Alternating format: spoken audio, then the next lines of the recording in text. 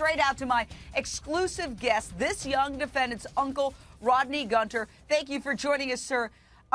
First of all, I got to start with your reaction to what you just heard the father of this defendant say about, well, it's just one murder, no big whoop. I think it's disgusting. I think he's totally orchestrated this whole thing because Amanda, his wife, had an abortion of their child. And he's just a monster of a person, Josh Gowker. Okay, and sir, do you mind looking in the camera? We're right there. We go. Thank you, sir. Right there. Yeah. Okay.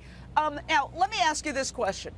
What do you think your nephew, who's the baby-faced defendant's role in all of this is? Do you think he was there? Do you think I don't think he had any role in it at all, no. Well, why do you think... He's maintained his innocence throughout the whole thing, and he's has not changed the story one bit whatsoever. Well, listen, I'm flabbergasted. After listening to hours of testimony, I have not heard any bombshell evidence. I have not... There's no... The bat There or is the no pipe. evidence. I mean, everyone's going to find out that my nephew is innocent. I mean, he had no part in this whatsoever. Do you think that his father had nothing to do with raising that boy or anything? He was in his custody, you know, what, maybe 2 months, if that.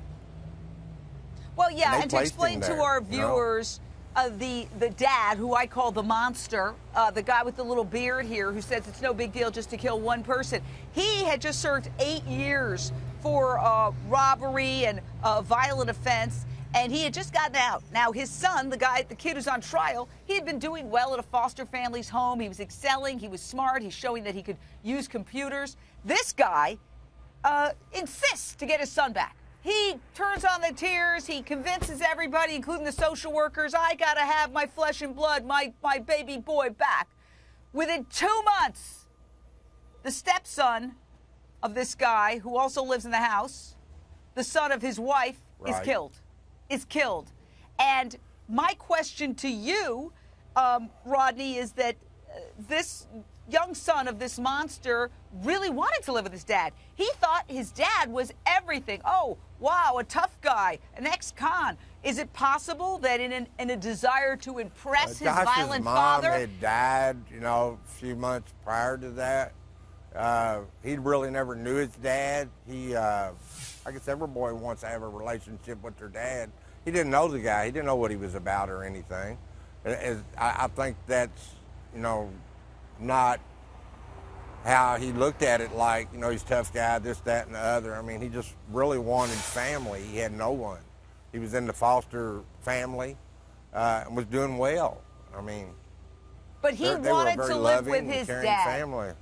The documentation is that he wanted to live with his dad, and I just want to ask you, do you think it's possible that in a desire to impress his father, who was an ex-con, who was known for violence, who killed the family dog with a bat, who killed the family cat, who was accused of a variety of violent crimes, do you think in a desire to impress his father, he could have done something violent I don't think his buddy? I've been in Josh's life his whole life. He's a good boy. He's not violent, mean. He's not no thug, gangbanger. I mean, he was an honor roll student. He was a good kid. I mean, I don't know. Actually, you know, you hear all these horror stories about everything that was going on in that house, and I'm not sure, you know, but I do know my nephew, and I don't believe he had anything to do with it.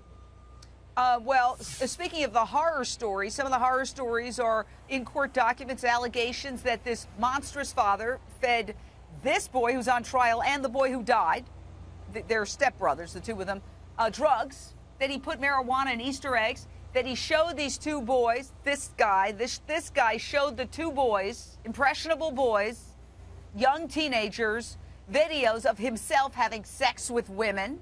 I mean, it's mind-boggling. I don't know about any of that. Well, I'm saying... all I can do is, you know, talk about Josh's demeanor and who he is and what he's about. And prior to him going to live with his father, he'd never really been in any kind of trouble. He was a good kid, loved his family. I mean, his mom died, his aunt died. I think he just really wanted family.